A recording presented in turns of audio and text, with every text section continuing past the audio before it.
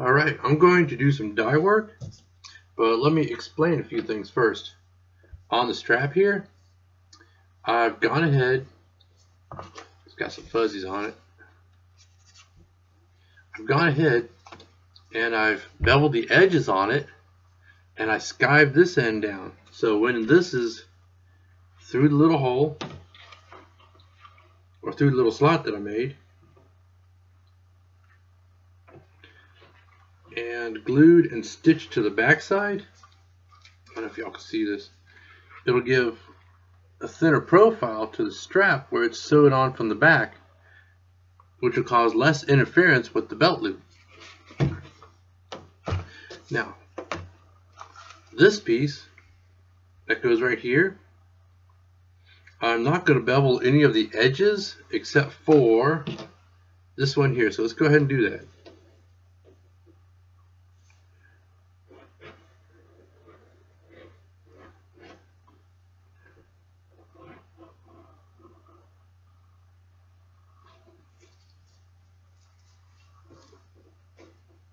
Get a little curve up there.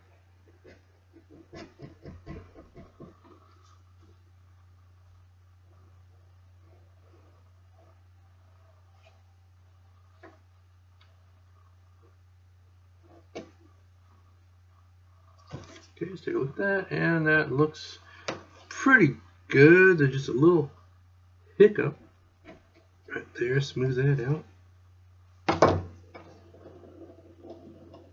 and that'll work. Almost. There we go.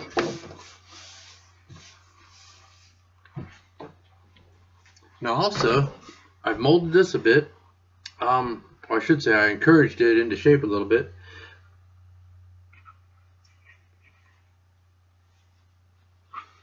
So after it's dyed, I can go ahead and glue it here, and it'll take that shape better. Put some clamps on it, it'll work. That's a skiver I use. That's my preferred kind of skiver. Edge beveler. And let's see, are we ready? We are ready to get some color on this. Oops.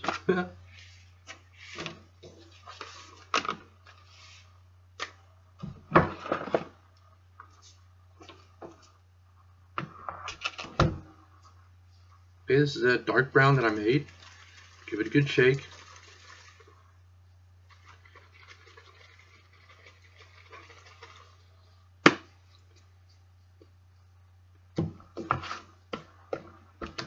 And I'll put it in my little clamp to keep from knocking it over. Because when you knock these over, they are very messy.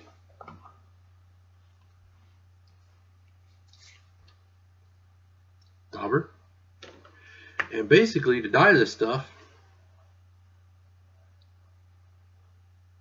just dip your dauber in the dye and just start applying it to the leather.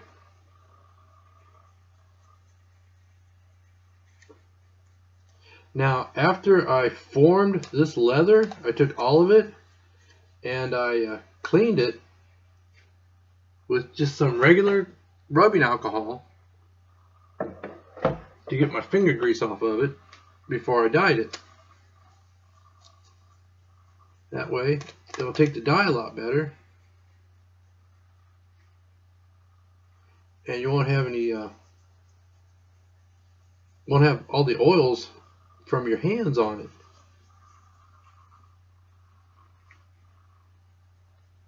Now basically, when I dye,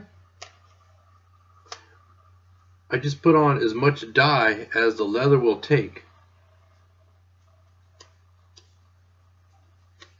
And you got to remember, as it dries, it gets a little bit lighter. So while it's drying, it'll actually look mottled. But you got to resist the urge to go back and try to even out the color until it's completely dry.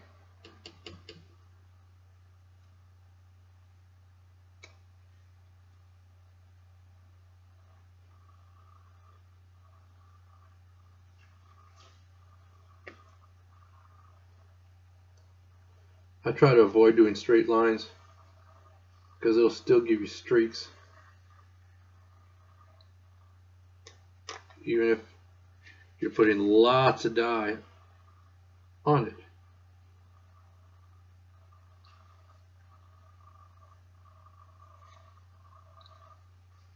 Now, yeah, I'm wearing glove on this hand, wearing a glove on that hand, and I am, even though I'm going to go back over these edges when I sand them, and I'm going to have to re-dye them, I'm going to go ahead and dye them now. Like I said, I already beveled this edge. So after this dries, I'm going to go ahead and burnish that edge and give it a nice transition into the holster body.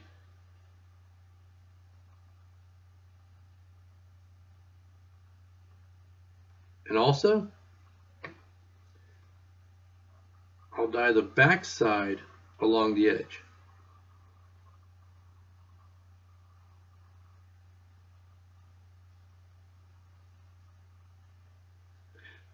Don't know if it makes a difference. It's something I do.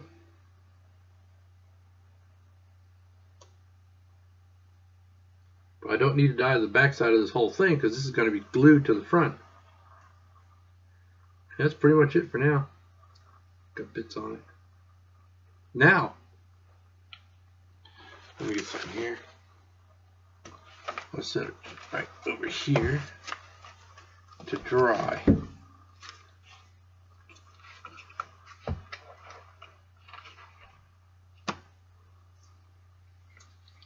Same thing on the holster body, except this time I want to start from the inside.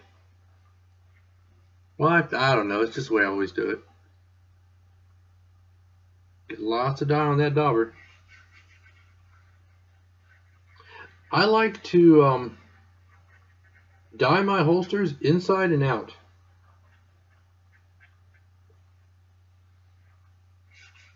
I don't know. Some people don't. Some people do. I just think it gives it a more finished look if both sides are dyed. You know, if you look down into the holster and you see that the inside's dyed as well. In fact, I dye them and I top coat the insides. Get all the way into the corners.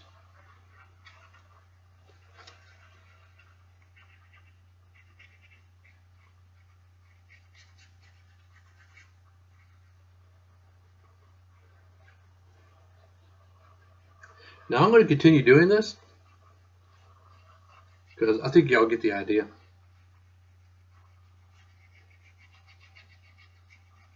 And we'll get back to you. All right, I've got all the bits dyed. Here's this piece. This is the holster itself, and like I said, as it dries, it's going to look mottled. But you gotta resist the urge to keep going over that. Let it dry completely, and if it needs touched up or another coat, do it then. But just set it aside, quit picking at it. I also got the strap dyed.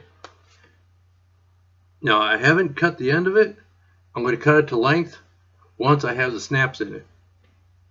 But otherwise, I'm going to do it as is. Now the dye I'm using is basically my own mix. I used saddle tan and chocolate to get the color brown I wanted. Well, actually, my supplier was out of dark brown, so I had to make my own. But I'm very happy with the way it came out. Now I'm going to let these dry for a little while, maybe a couple hours, I don't know. And we'll get to burnishing those edges and do some assembly work. Well, the leather is mostly dried, and